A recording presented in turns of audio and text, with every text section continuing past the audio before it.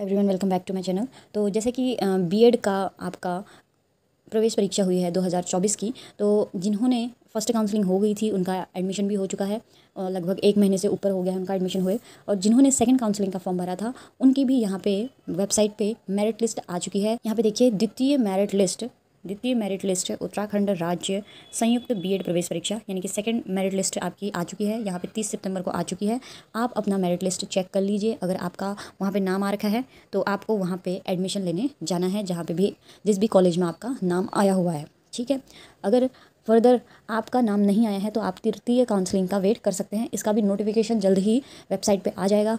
अगर इसका नोटिफिकेशन आता है तो मैं कम्युनिटी पोस्ट कर दूंगी, यहाँ पे आप वहाँ से चेक कर सकते हैं। इसके बाद हम बात करते हैं कि द्वितीय मेरिट लिस्ट में जिन भी विद्यार्थियों का नाम आ रखा है तो उनको किन किन बातों का ध्यान रखना है। अगली जो आपका एडमिशन प्रोसेस होने वाला है वो कब तक चलने वाला है और आपको क्या क्या डॉक्यूमेंट्स वगैरह ले जाने हैं, जो आपको एक नोटिफिकेशन मिला है द्वितीय मेरिट लिस्ट वालों के लिए, बीएड के छात्र छात्राओं के लिए, तो उसको एक बार देख लेते हैं।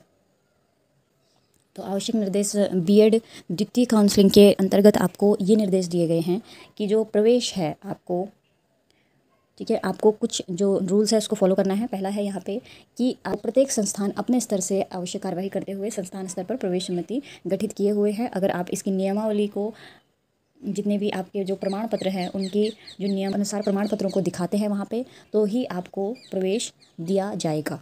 ठीक है, तो यहाँ पे ये लिखा है। और उसके बाद है कि आपका जो एडमिशन है वो 7 अक्टूबर शाम 5 बजे तक आपका हो जाना चाहिए। इसके बाद आपको प्रवेश नहीं दिया जाएगा।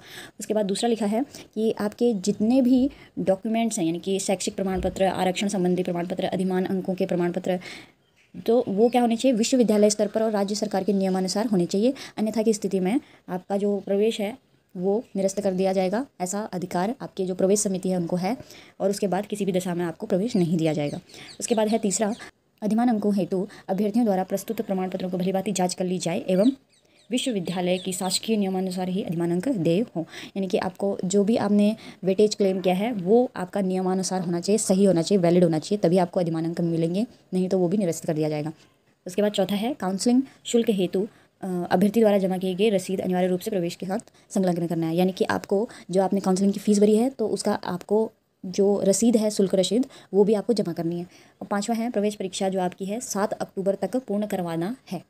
ठीक है, एवं 7 अक्टूबर शाम 5 बजे तक। उसके बाद रिक्त सीटों की सूचना नोडल समर्थ को उपलब्ध कराने का कष्ट करें। यानी कि ये वाला जो नोटिफिकेशन है, लास्ट लाइन, ये कॉलेजेस के लिए है कि आपको 7 अक्टूबर तक अपने सभी जो प्रवेश हैं वो पूर्ण करवाने हैं। उसके बाद 7 अक्टूबर के 5 बजे के बाद, यानी कि 8 अक्टूबर तक आप क्या करेंगे, रिक्त स्थान अगर आपके विद्यालय में बच गए हैं, विश्वविद्यालय में, तो आपको वहाँ पे नोडल समर्थ पोर्टल को उपलब्ध कराना है कि हमारे कॉलेज में इतनी सीटें बच गई हैं। तभी वहाँ पे क्या होगा, अब थर्ड काउंसलिंग के लिए अनाउंस किया जाएगा अगली बार।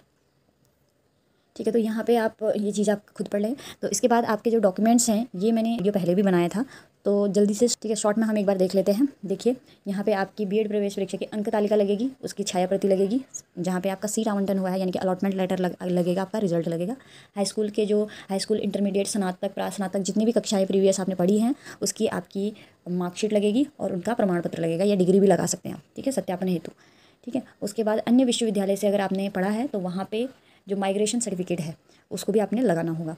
और अगर आपने अंतिम शिक्षण संस्थान स्थानांतरण एवं चरित्र, तो अगर आपने कहीं से ट्रांसफ़र किया है तो वहाँ का ट्रांसफ़र सर्टिफिकेट और कैरेक्टर सर्टिफिकेट आपका लगेगा। उसके बाद है, राजपत्रित अधिकारियों द्वारा 2 चरित्र प्रमाण पत्र, यानी कि आपको 2 चरित्र प्रमाण पत्र बनाने पड़ेंगे। एक आपका खुद का स्कूल का या कॉलेज का होगा, एक आप कहीं और से बनवा सकते हैं। ठीक है, उसके बाद है अधिमान अंक हेतु, जैसे आपको इतनी सारी चीज़ों में जो अधिमान अंक मिलते हैं उसका प्रमाण पत्र आपको दिखाना है। उसके बाद है 7th, और जो आपने शुल्क जमा किया था काउंसलिंग के लिए उसका रसीद भी आपको देना है। और आपको मुख्य चिकित्सा अधिकारी द्वारा निर्गत चिकित्सा प्रमाण पत्र जरूर दिखाना है कि आप स्वस्थ हो। ठीक है, और आधार कार्ड की आपको छाया प्रति लेनी है, 2 नवीनतम फ़ोटोज़ ले जानी है अपनी, ठीक है, पासपोर्ट साइज़, और सक्षम अधिकारी द्वारा निर्गत मूल निवास स्थायी निवास का प्रमाण पत्र भी आपको ले जाना है। उसके बाद अगर आप आरक्षित वर्ग से है तो वहाँ पे आपको जाति प्रमाण पत्र, जो भी जाति से आप आते हैं वहाँ का प्रमाण पत्र आपको ले जाना है। उसके बाद अन्य पिछड़ा जाति के लिए नॉन क्रीमीलेयर प्रमाण पत्र भी आपको ले जाना पड़ेगा। लास्ट बात करते हैं, अगर आप EWS कैटेगरी से हैं तो आपको वहाँ पे अपना जो वर्तमान वर्ष का जो प्रमाण पत्र है वो ले जाना पड़ेगा। उसके बाद है प्रवेश हेतु संलग्न समस्त प्रमाण पत्रों की सत्यता के संदर्भ में अभ्यर्थी द्वारा ₹10 के स्टाम्प पेपर पर स्वयं का घोषणा पत्र भी आपको ले जाना है।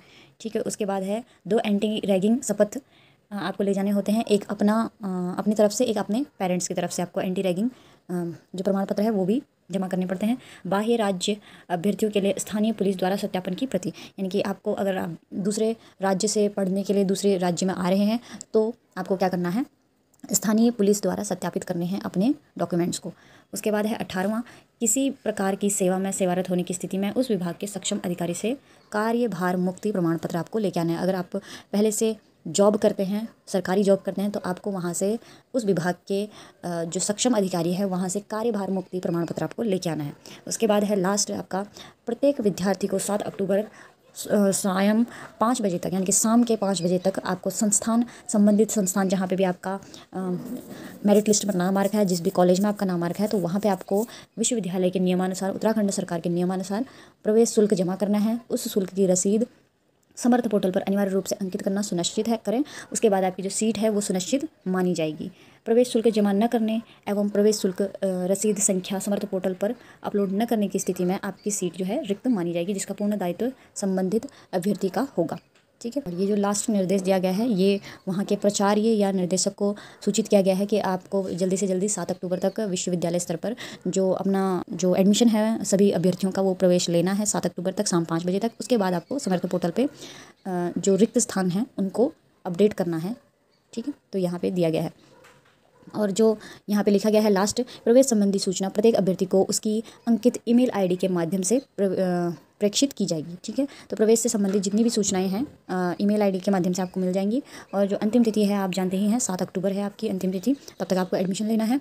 निर्धारित प्रवेश न लेने की स्थिति में प्रवेश स्वतः ही निरस्त समझा जाएगा। यानी कि अब बात यह है कि अगर आपका 7 अक्टूबर तक एडमिशन हो जाता है और अगर फिर भी फर्दर कुछ सीटें बच जाती हैं तो आप 7 अक्टूबर के बाद चेक कर सकते हैं। यहाँ पे समर्थ पोर्टल पे आपको नया नोटिफिकेशन देखने को मिल सकता है कि तृतीय काउंसलिंग स्टार्ट हो गई है। कब से क्या क्या प्रोसेस है, वही प्रोसेस दोबारा तिबारा वैसे ही चलेंगे जैसे अभी तक चलते आ रहे हैं।